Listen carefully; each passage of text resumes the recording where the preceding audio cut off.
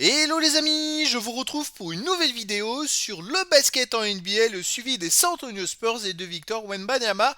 Et cette nuit, les Spurs ont gagné chez les Los Angeles Lakers 136-108. Ils ont explosé les Lakers. Alors ça a été une première mi-temps à sens unique assez hallucinante parce qu'ils menaient, ils ont mis 47 points dans le premier quart-temps. Et donc un match plein avec un super Wemby qui n'a pas joué le dernier quart-temps. Il n'y avait pas de nécessité et qui était déjà à 40 points, 12 rebonds, 2 passes, 1 contre, 2 interceptions. Alors dans cette vidéo, on va revenir sur les stats des équipes et des joueurs.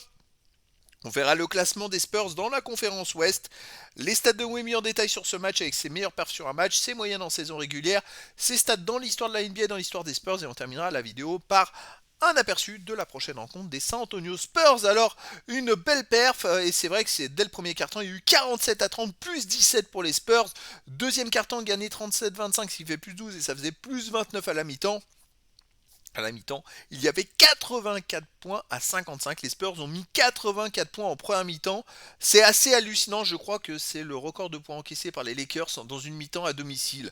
Tout simplement. Troisième carton gagné par les Spurs 31-25 plus 5. Bon, ça continue à monter l'écart. Dernier carton gagné par les Lakers 27-21. Mais en même temps, les Spurs ont fait jouer les remplaçants puisque tous les remplaçants ont joué plus de 10 minutes. Ce qui est quand même assez rare dans un match. Alors au niveau des statistiques, les Spurs ont eu 56% au tir à 48% pour les Lakers, 39% à 3 points, mais 44% pour les Lakers. Bon, c'est peut-être une légère adresse supérieure pour à 3 points pour les Lakers finalement, mais alors dans les autres stats, je pense que ça doit être flagrant.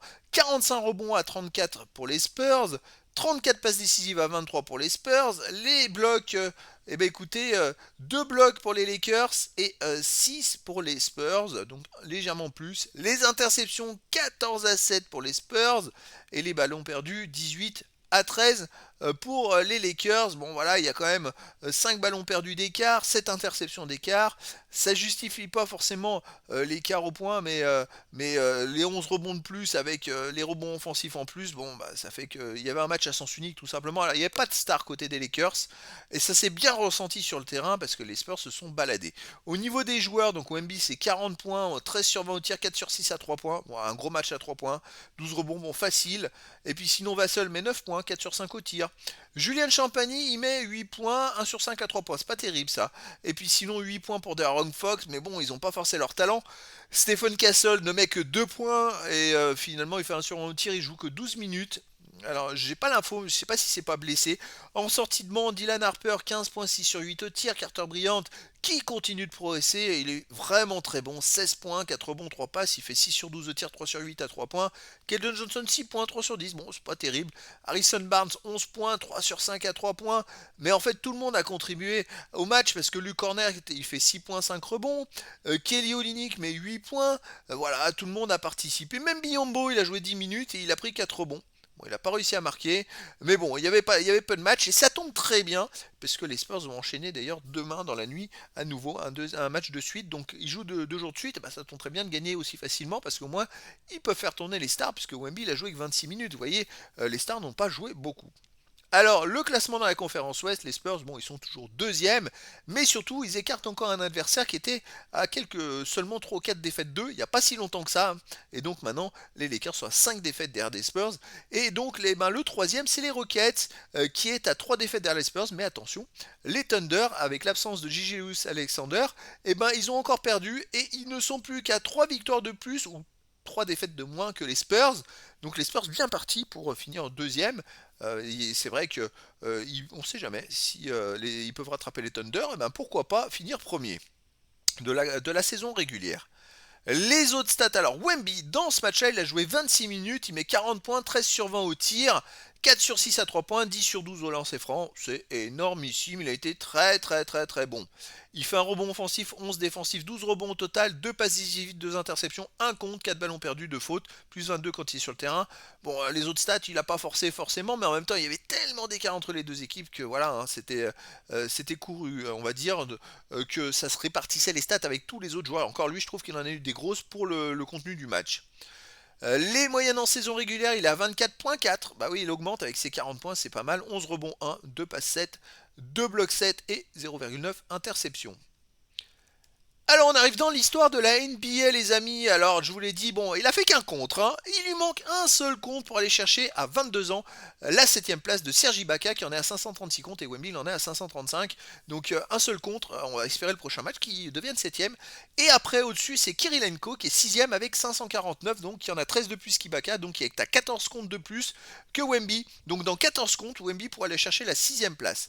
Sinon les autres statistiques, et c'est là que ça va être intéressant, je devrais rajouter les gains de place à côté des classements à gauche parce que ça serait plus visible, je pense.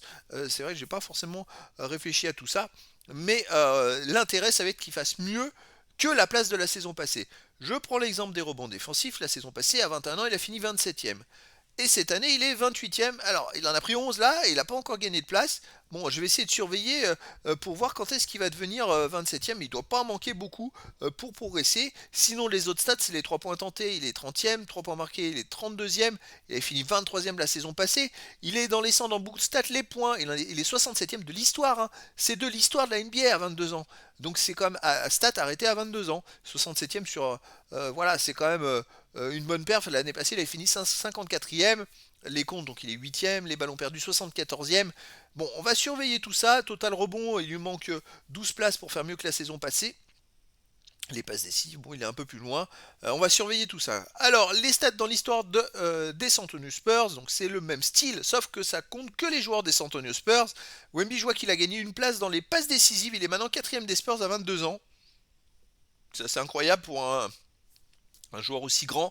Sinon, moi, ce que je vais regarder, c'est l'écart avec le deuxième. Et là, il a déjà un meilleur écart au total rebond que la saison passée. La saison passée, il avait plus 14 rebonds vis-à-vis du deuxième.